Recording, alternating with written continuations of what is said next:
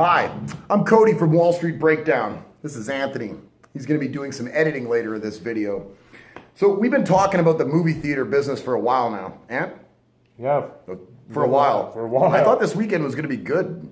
Didn't you? Yeah, like yeah. Justice League was supposed to go huge. It didn't even crack 100 million. I was very surprised about that. Yeah, it was Very not surprised. it was a disappointment. It didn't get very good reviews either. I've read some, like, it's pretty tepid. It's not great. I mean, it's not supposed to be bad, but it's just not as good as you think it could be, like with the brand that they have and all that stuff. They had pretty big hype for that movie. Could have been a lot better. Yeah. So anyways, Justice League did not crack the $100 million mark. A lot of the theater companies, IMAX, Cinemark, Regal, AMC, a bunch of companies really took a big hit today, starting the market week off.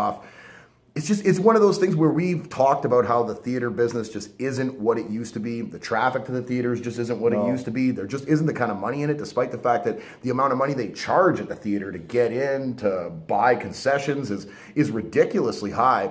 There just is not driving the type of people there anymore. It's a pretty tepid summer. Like, there was no real big blockbusters. Not that I think of, no. Nothing really blew anything out of the water, you know? Like, and everything that did do fairly well only kind of got around, I think, where estimates really were. Like, there's probably a few surprise movies out there, I'm sure. But, I'm sure there is. But I don't think there was a lot of the blockbusters that really just broke through that glass ceiling and made like a real statement. And it's been going like that for a long time, right? For decades, the theater business was great. I mean, it was growing.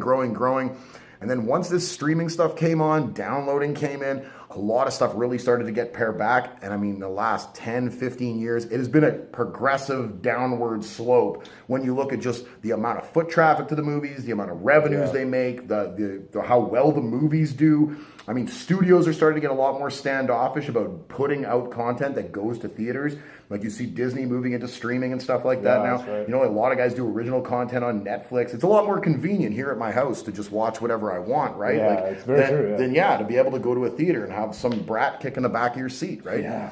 So, I mean, it is what it is. I mean, I think we've talked about this enough, and the Helios and Matheson discussion that we've had about MoviePass and the subscriptions, and it cracked 1 million last week, and, you know, Helios and Matheson's been all over the place. I mean, that's just one little drop in the bucket as far as movies go.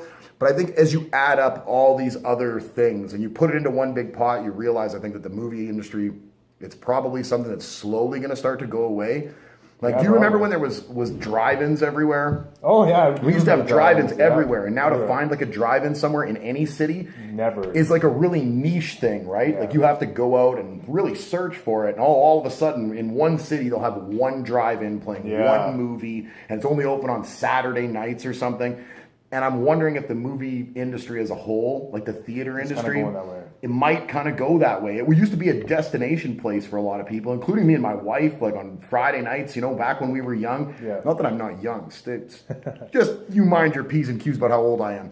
We used to go there. That was a thing, right? And now, man, I can't remember the last time I was at a movie. It's just not convenient, and it's relatively expensive. And I find the quality of movies just isn't what it used to be on a case-by-case basis.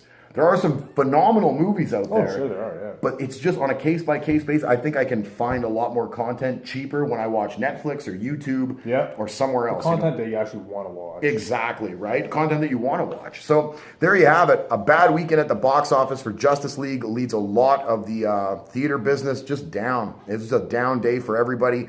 And I think this is a trend that I would imagine a lot of people that are monitoring the market on a regular basis have seen this trend. They're not getting overzealous about whatever MoviePass or anybody else is doing. I think we realize, you realize, the movie business, it's moving to streaming. There's no two ways around it. You might as well embrace it. I think Disney's doing a good job of embracing it now, realizing even to take ESPN to a streaming service. I think that's probably the way things are going to go. If you're invested in anything like this, I would definitely recommend talk to your licensed professional financial advisor. I caught him a little tongue-tied there. Licensed professional financial advisor. Please do your due diligence. We implore you. We want to make sure that you guys are out there doing the safe stuff with your portfolio and not putting your money into something that your heart's in, but the rest of the market's money isn't going to be in. That's my main concern. I'm Cody from Wall Street Breakdown. This is Anthony. If you haven't already, click the subscribe button, click the notification bell, thumbs up for this video, all videos, thumbs up for Anthony. No thumbs up for me? Thumbs up for Cody. Whatever, bro. Leave us a comment. We love hearing from you. We hope you guys are having an outstanding Monday.